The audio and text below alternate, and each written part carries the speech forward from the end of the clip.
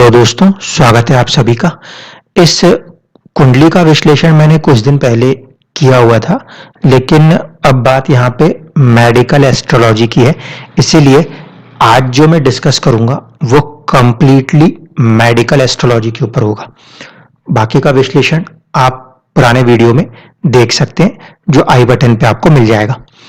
इस कुंडली के अंदर अगर हम मेडिकल एस्ट्रोलॉजी को लगाने की बात करें तो सबसे पहली कंडीशन जो है उसको समझिएगा। इन्होंने कहा था कि आंखों के अंदर रेटिना के ऊपर ब्लैक स्पॉट डेवलप हुए हैं, ठीक है। दूसरी चीज जो ड्यूरेशन इन्होंने दिया था वो 1997 दिया था, जो कि मंगल की महादशा थी। अब हम अगर नॉर्मल विष्णुत्री दशा से भी देखें तो मंगल जो है यानी कि MA मार्स जो लिखे हुए दिख रहे हैं वो इस कुंडली में 5th हाउस और 12th हाउस के स्वामी हैं। पहली कंडीशन तो ये कि किसी भी कुंडली के अंदर जब कभी भी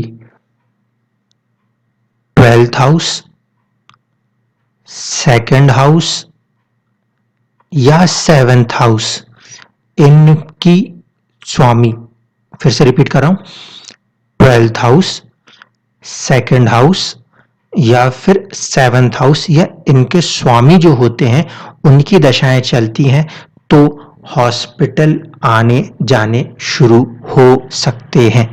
इंपॉर्टेंट होता है 12th हाउस, क्योंकि 12th हाउस अपने आप में हॉस्पिटल को दर्शाता है, अन्यथा विदेश को दर्शाता है, ठीक है। तो मंगल की दशा में क्योंकि वो 12वें के स्वामी हैं तो ये मूवमेंट हो सकती थी। अब main concern question medical astrology में ये उठेगा कि आंखों की प्रॉब्लम कैसे देखी जाए। आंखों की प्रॉब्लम को देखने के लिए सबसे पहली कंडीशन हम हाउसेस को देखेंगे। कुंडली में 2nd हाउस और 12th हाउस ये दोनों आंखों को रिप्रेजेंट करते हैं, left I and right I. इसके साथ साथ जो आपका सूर्य है, जो आपका चंद्रमा है और जो आपका शुक्र है, ये 3 ग्रह आंखों की दृष्टियों के बारे में बताते हैं, ठीक है। पहले भी कोई एक कुंडली थी जहां पे केतु और चंद्रमा का फॉर्मेशन था, तब भी मैंने कहा था कि कुछ एक लेफ्ट आई वगैरह से प्रॉब्लम आई होगी, वहां पे भी आपने अगर ध्यान दिया हो तो वो फॉर्मेशन हमें दिखाई दी थी।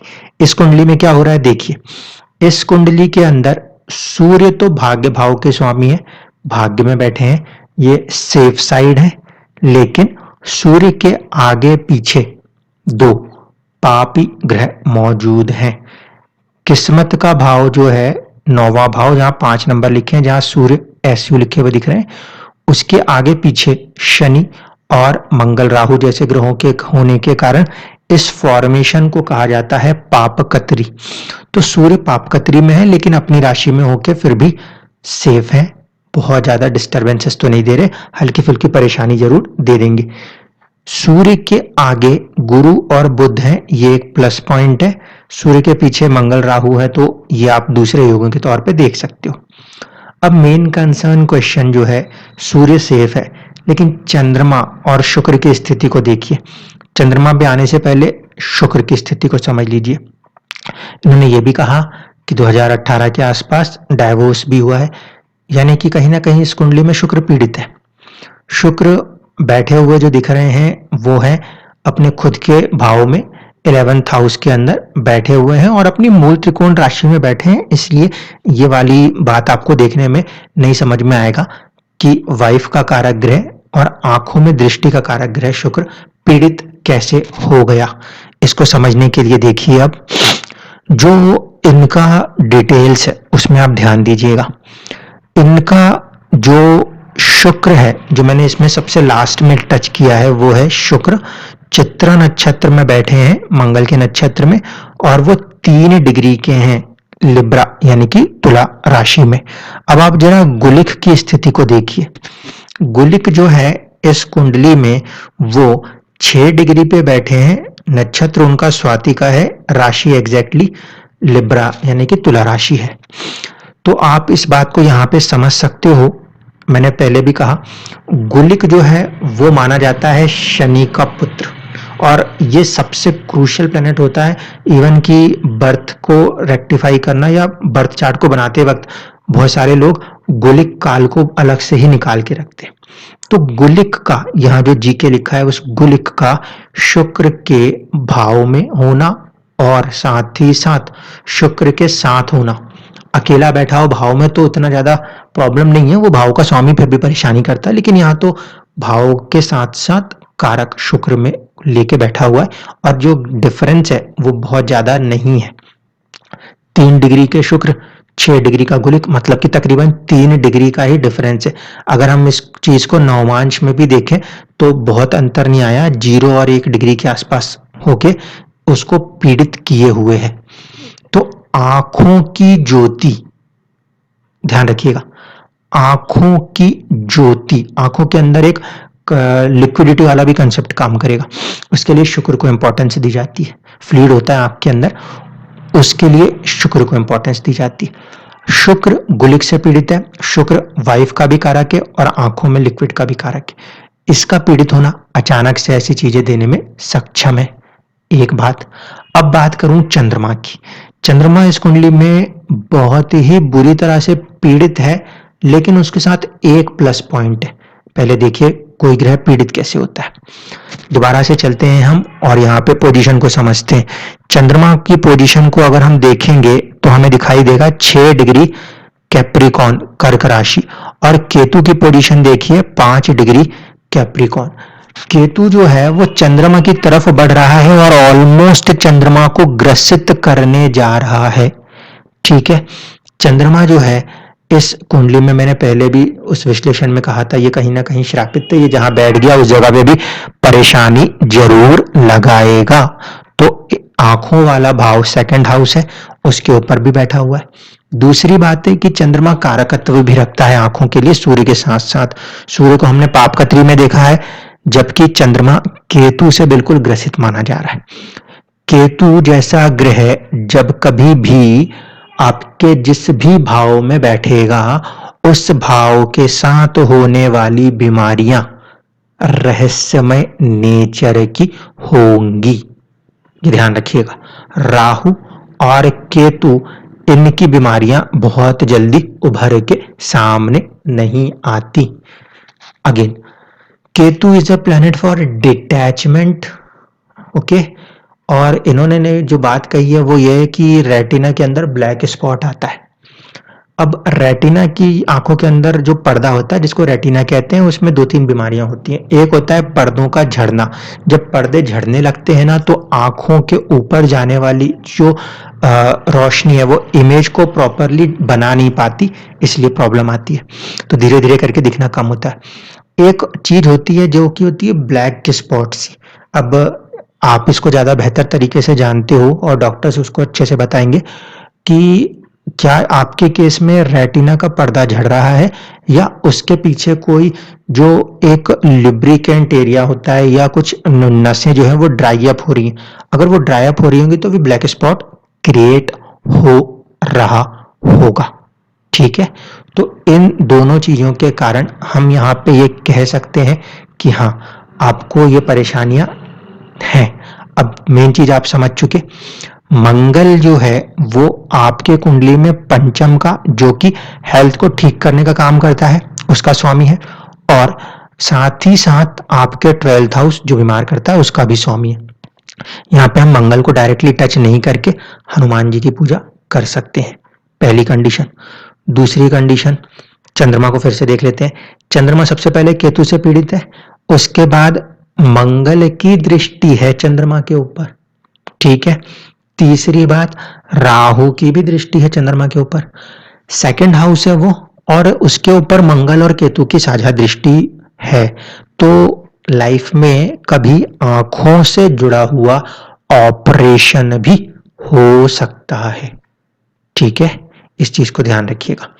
दूसरी बात ये कि अब हम उस पर्टिकुलर चार्ट को भी देखते हैं जहां पे हम 6th हाउस का एक एडवांस वर्जन देखा करते हैं। ये है आपका जो छठे भाव से बनने वाला चार्ट है, इसको मैंने लगन के तुल्य बनाया है, ठीक है, ध्यान रखिए। अब आप इसमें देखिए फॉर्मेशन, आपकी मंगल की जब दशा चल रही थी तो उसी दशा के अंदर आपकी हो सकता है, अगर सारी चीजें कैलकुलेशन है ठीक गई हो, तो ये 1997 के आसपास केतु जो है इसकी अंतरदशा चली थी, ठीक है। जब इस केतु की अंतरदशा चली तो इस अंतरदशा में आप इस चार्ट में ध्यान से देखोगे तो मंगल लगन को यानी कि बॉडी को कहीं ना कहीं इम्पैक्ट कर रहा है, और केतु चंद्रमा को साथ में लेकर 12वें भाव में, इन डिविजनल चार्ट्स में राहु और केतु एक साथ ही दिखाई देते हैं, ठीक। तो यहाँ पे ये चीज दिखाई दे रही है, चंद्रमा यहाँ पे नीच राशिस्थ नजर आ रहे हैं, सूर्य यहाँ पे सेफ साइड है, इसलिए कुछ हद तक रोशनी जो है वो बची रही। साथ ही साथ आप देखो शुक्र जो है वो भी पंचम में, और शुक्र बेसिकली कारकत्व रखते हैं आपके इस विजन का, तो वो कहीं ना कहीं फिफ्थ हाउस में थोड़ी बहुत रिकवरी दे रहे हैं, इसलिए कंप्लीट ब्लाइंडनेस ऐसी नहीं कही जा सकती इस समय, जिस बात को लेकर आप डर रहे हो। लेकिन इस समय दशाओं को समझना जरूरी है। मंगल की दशा स्टार्ट हुई थी, मंगल की दशा खत्म हुई तो राहु की दशा आई, ये रोग का चार्ट है, तो यहाँ पे राहु की पूरी दशा जो है वो भी रोग में जा रही है। इसके बाद आपकी गुरु की दशा आई, लगन कुंडली में तो आपके गुरु जो हैं वो 10वें भाव में बैठे हैं, लेकिन फिर वो शनि के साथ बैठे हैं। रोग वाले कुंडली में अगर हम देखें तो वो नीच राशिस्थ होकर फिर शनि के साथ बैठे हैं, तो गुरु की दशा और गुरु की दशा के बाद फिर शनि की दशा बनेगी। तो इस पर्टिकुलर चार्ट को अगर देखा जाए तो हम ये कह सकते हैं कि मंगल की दशा, मंगल के बाद राहु की दशा में काफी ज्यादा प्रॉब्लम्स रही होंगी। जहां तक है गुरु की दशा, गुरु की दशा थोड़ी सी रिलीफ फैक्टर हो जाएगी, क्योंकि एकदम से नई नई बीमारी पता चले तो एक एक्साइटेशन, एक अलग सा माहौल होता है, और बाद में धीरे धीरे एडप्शन होता है, तो मेरे हिसाब से वो एडप्शन वाला पॉइंट चल रहा है। लेकिन यहाँ पे गुरु जो है वो नीच राशिस्थ हो रहे हैं, तो मेन 2-3 चीजें जो हैं आपको यहाँ पे ध्यान रखनी होंगी, उसके ऊपर भी चर्चा करें। इससे पहले 1-2 चीजों को और ध्यान से देख लेते हैं। शनि जो हैं जब इनकी दशा चलेगी तो शनि आपके कुंडली के अंदर कहीं ना कहीं सेकंड हाउस के भी लॉर्ड है, तो वो भी कहीं ना कहीं मारक भाव काउंट होता है, उसकी वजह से भी कई बार हॉस्पिटल आना जाना रहता है।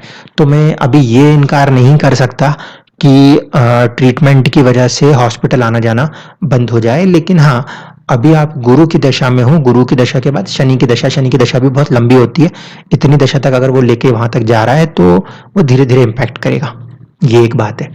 दूसरी बात है, इस कुंडली के हिसाब से अगर हम देखें, चंद्रमा को हम डायरेक्टली हिट नहीं कर सकते, क्योंकि चंद्रमा 8वें घर का स्वामी है और श्रापित भी है, तो बेवजह की दूसरी चुनौती दे सकता है। तो बेहतर कंडीशन क्या होगी, हम चंद्रमा को टच नहीं करके शिव जी की तरफ टच करेंगे।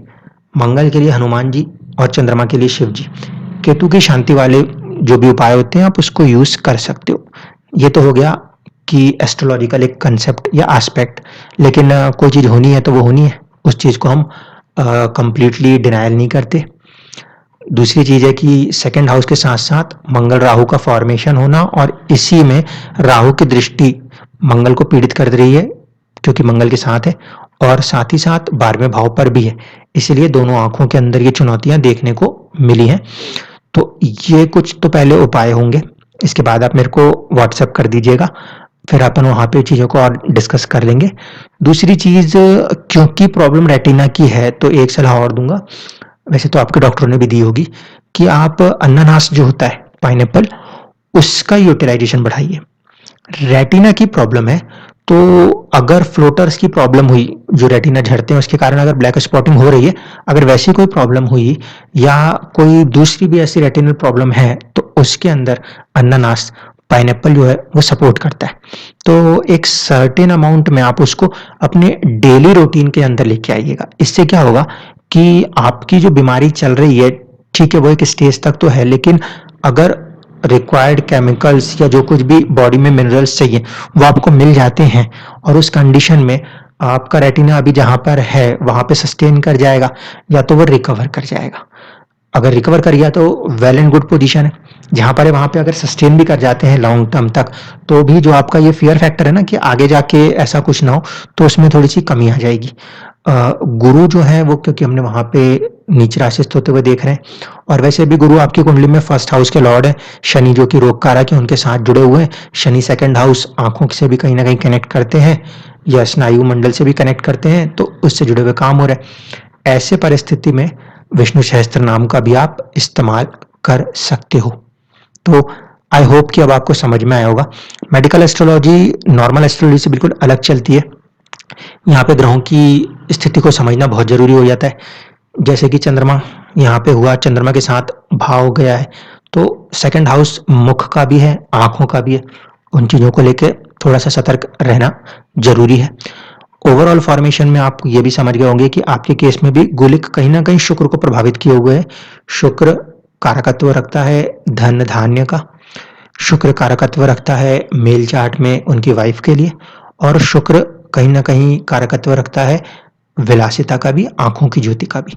गुलिक का उसके साथ फॉर्मेशन करना अचानक से ऐसी चीजों को बढ़ावा देने में संभावनाएं बनाता है। तो इस वजह से आपके साथ ये चीजें हो रही हैं। बाकी और भी कोई चीज ऐसी लगे तो आप व्हाट्सएप पे डिस्कस कर सकते हैं, कमेंट्स में भी डिस्कस कर सकते हैं। एंड आई होप कि जो मैं पाइनएप्पल वाली बात आपसे कह रहा हूँ, अनानास, उसको यूज करेंगे थोड़ा सा, जहां तक हो सकता है जिस लेवल तक भी उसको सस्टेन करते रहेंगे तो एक लॉन्ग टर्म तक, क्योंकि मैंने आपसे कहा ना कि शनि की दशा तक वो तो हमें हॉस्पिटल जाते हुए दिखा रहा है।